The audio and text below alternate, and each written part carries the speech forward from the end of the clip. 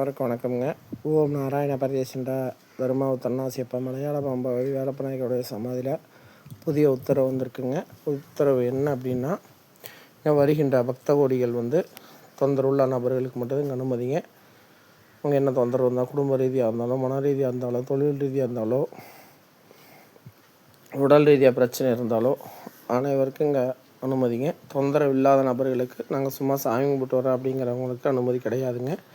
இப்போ இங்கே என்ன உத்தரவு வந்திருக்கு அப்படின்னா, மந்திரிக்க வந்தவங்க தொந்தரவுள்ள நபர்கள் வரும்போது அவங்களால முடிஞ்ச மண்பானை கொண்டு வரணுங்க.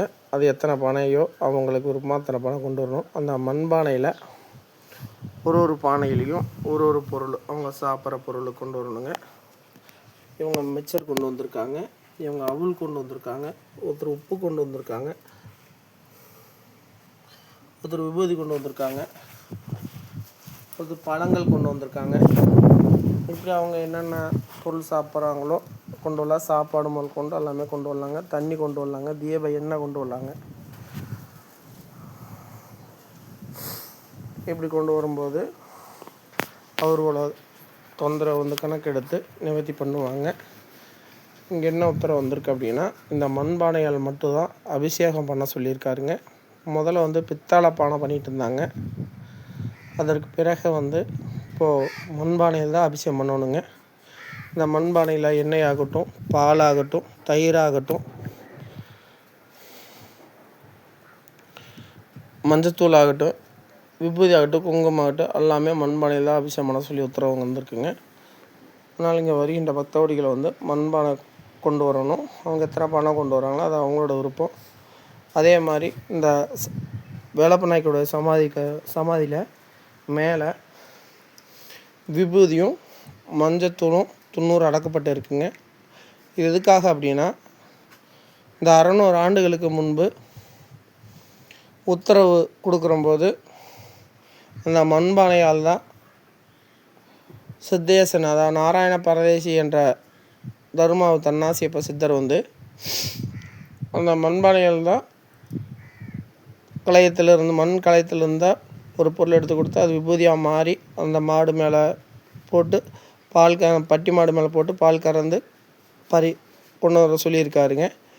அதற்கு பிறகு அந்த பாலை சித்தேசனை அருந்த பின்பு 48 நாள் அதே மாதிரி கொண்டு வர சொல்லியிருக்காருங்க. 47ஆவது நாள் வரும்போது பட்டி மாடு நிற்கலை.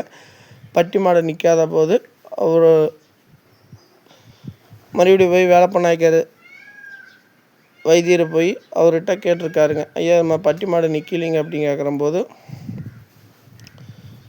ஒரு தலையில் இருந்த உருமால துணியிலிருந்து ஒரு பொருளை கொடுத்து அந்த பொருளை விபூதியாக மாறி அதுக்கு மஞ்சள் குங்குமம் மாறி அதில் மேலே போட்டு அந்த மாட்டு மேலே போட்டு மாடு பால் கறந்து நின்றுச்சுங்க. அந்த பால் கறந்து கொண்டு இங்கே சமாதிக்கு இங்கே வச்சுருக்காங்க. இந்த சமாதியை வச்சுருக்க இடத்துல இருந்து இதுதாங்க நாராயண பரதேசியோட கருவறை. இந்த கருவறையில் இந்த இடத்துல தான் வேப்ப மரம் ஊஞ்ச மரம் இருந்ததுங்க. அதுக்கு கீழே தான் ஊற்றி அந்த பாலை இங்கே 14 பசங்க மாடு மேய்ச்சிட்டு இருந்தாங்க. அந்த 14 பசங்களுக்கு நீ ஒரு பாகத்தை சாப்பிட்டு மற்ற அந்த 13 பசங்களுக்கு பங்கி கொடுக்க சொன்னாருங்க.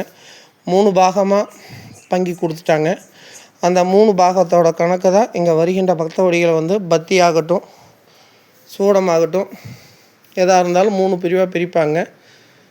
இந்த நோட்டு எதுக்காக கொண்டு வந்திருக்காங்க அப்படின்னா, அந்த சித்தரை வாக்கு கொடுக்குறம்போது இன்று முதல் உத்தி மேல் அருகம்புல் முதல் கொண்டு எந்த தலை கிடச்சாலும் பறித்து கொடு, தீராத தீர்த்து கொடுக்குறன்னு வாக்குங்க. அதன் அடிப்படையில் 3 ஏடும் 3 எழுத்தாணி கொடுத்துருக்காங்க. அதனால தான் வருகின்ற பக்தர்கள் இங்கே வரும்போது மந்திரிக்க வரும்போது ஒரு தடவை மட்டும் சின்ன நோட்டு அவங்க எத்தனை கொண்டு வந்தாலும் கொண்டு வரலாங்க. பெரிய நோட்டு எத்தனை கொண்டு வரலாங்க. பென்சிலு கொண்டு வரணுங்க. ஸ்லேட் பென்சிலு, லெட்டுங்க, இது எத்தனை வேணாலும் அவங்க கொண்டு வரலாம். அதே மாதிரி மஞ்சத்தூள், விபூதி, குங்குமம் அவங்க எத்தனை கிலோ வேணால் கொண்டு வரலாங்க. எத்தனை கிராம் வேணால் கொண்டு வரலாம். இது கொண்டு ஐயா கிட்ட கொடுத்து ஐயா அந்த கணக்கு எடுத்து நைட்டு 1 மணிக்கு யாருக்கு இங்கே உத்தரவு கொடுக்குறாங்களோ அந்த வேலப்ப நாயக்கரோட வம்சத்தில் பரம்பரையில் இப்போ தற்போது இருப்பவர் வந்து கோபாலகிருஷ்ணனுங்க. அவங்களுக்கு வந்து வாக்கு கொடுக்குறம்போது இங்கே வருகின்ற பக்தோடிகளுக்கு எத்தனை ஆயிரம் பேர் வந்தாலும் அத்தனை பேர்த்துக்கிட்ட அவர் பேச மாட்டாருங்க. யாருக்கு வாக்கு கொடுத்துருக்காங்களோ அந்த நபர்கள் மட்டுகிட்ட தான் அவங்க பேசுவாங்க. நம்ம தொந்தரவு உள்ள நபர்கள் வந்தாலும் நம்ம போய் அந்த மந்திரிக்க இடத்துல மட்டும்தான் அவர்கிட்ட கோபாலகிருஷ்ணனை பேச முடியுங்க. மற்ற கருவறையிலையோ அல்லது நம்ம கருவறைக்கு வெளியோ பேசலாம்னு பேச முடியாதுங்க. அந்த யாருக்கு பொறுப்பு கொடுத்துருக்கோ அவங்கள்ட்ட மட்டும் தான் அவங்க பேசுவாங்க. இங்கே வந்து ஒலிபெருக்கி இருக்குங்க. இந்த ஒலிபெருக்கி எதுக்காக வச்சுருக்காங்க அப்படின்னா, வருகின்ற பக்தோடிகள் வந்து அவங்க தீராத தொந்தரவுகளுக்காக வர்றாங்க. அந்த தொந்தரவுகள் வந்து மற்ற மக்கள் வந்து அந்த தொந்தரவுகளை நினச்சி யாரும் பார்க்கறதில்ல. தேவையில்லாத வார்த்தைகள், தேவையில்லாத பேச்சுகள் பேசிகிட்டு இருக்கிறதுனால ஒலிபெருக்கி வைக்க சொல்லியிருக்காருங்க. அதனால் ஒலிபெருக்கி வச்சுருக்காங்க. இந்த ஒலிபெருக்கி வந்து 24 மணி நேரம் பாடிக்கிட்டே தான் இருக்கும்.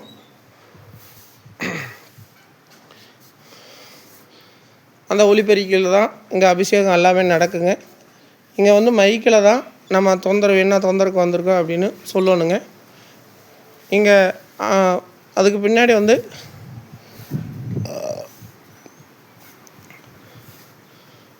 3 அழியாத பொருளாக கேட்பாங்க. அந்த ஏடு கொண்டு வரும்போது 3 அழியாத பொருளாக கேட்பாங்க. அந்த அழியாத பொருள் 3 நம்மளே எழுதி என்னென்ன நம்மளால் முடியுமோ அதை எழுதி வைக்கலாங்க. ஒன்று உதாரணத்துக்கு வேலுங்க, இன்னொன்று மண் விளக்குங்க, இன்னொன்று தட்டம் மணி, இது மாதிரி ஏதாவது 3 எழுதி போட்டோம்னா அங்கே வந்து வேலப்ப நாயக்கரோட வம்சத்தில் யார் இப்போ தரப்பு கோபாலகிருஷ்ணன் இருக்காருங்க, அவர் வந்து உத்தரவு கேட்டு 3 சீட்டு எழுதி கொடுக்க சொல்லுவாங்க அந்த பொறுப்பில் இருக்கிறவங்க. அது கொடுக்குறம்போது அந்த உத்தரவு 3 சீட்டில் ஏதோ ஒரு சீட்டு கணக்கு எடுக்க சொல்லுவாருங்க. அந்த எந்த சீட்டில் வருதோ, இப்போது உதாரணத்துக்கு தட்டும்னா அந்த தட்டத்தில் இத்தனை கிராமு அப்படின்னு 3 கணக்கு எழுத சொல்லுவாங்க. அந்த 3 எதுக்காக அப்படின்னா, அந்த சித்தேஸ்வரை வந்து பாலை ஊற்றி 3 பங்காக பிரிக்க சொன்னதுனால 3 கணக்கு.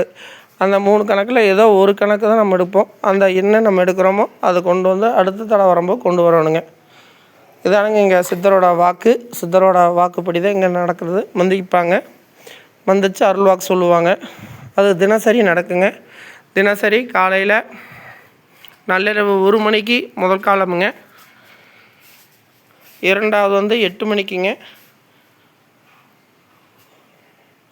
நள்ளிரவு 1 மணிக்கு முதல் காலமுங்க, 2வது வந்து 3 மணிக்குங்க, 3ஆம் காலம் வந்து 8 மணிக்குங்க, 4ஆம் காலம் வந்து 10 மணிங்க, அடுத்து 5ஆம் காலம் வந்து 4 மணிங்க, 6ஆம் காலம் வந்து சாயங்காலம்